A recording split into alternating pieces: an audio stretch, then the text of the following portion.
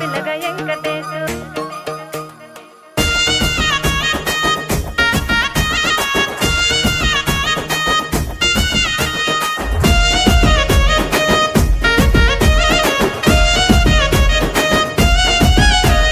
చిత్రాల మనసు నాది చిన్నగా పోతుంటావో చూడక పోతుంటావో ఇంట్లో చిన్నదాన్ని నేను చిత్రాల